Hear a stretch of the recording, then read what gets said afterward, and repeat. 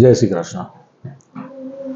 Suppose કરો કે બહાર એક વાવાઝોડું ચાલી રહ્યું છે અને તમે લોકો એક ઘરમાં બેઠા છો.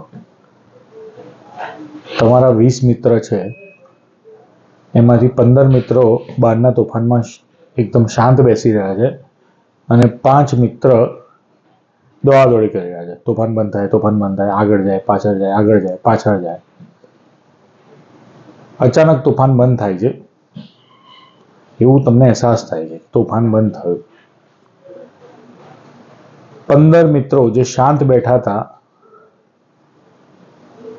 એ કહે છે કે ચલો હવે બહાર જઈએ, અને 5 મિત્રો જે શાંત નહોતા બેઠા એવું કહે છે કે આ રસ્તાથી બહાર જઈએ.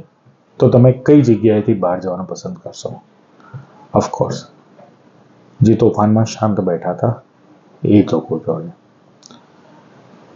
અલ્ટિમેટલી મારો કહેવાનો મતલબ એ છે કે જ્યારે બિયરિશનું તોફાન ચાલતું હોય સ્ટોક માર્કેટની અંદર, ત્યારે જે સાઇડ વેવ જર્ની કરતું હોય, ના કે વાયોલન્ટલી ઉપર જાય ને વાયોલન્ટલી નીચે જાય, પણ જે સાઇડ વેવમાં જર્ની કરતું હોય એ જ્યારે માર્કેટ ઉપર જશે ને ત્યારે સૌથી સારી રીતે ઉપર જશે.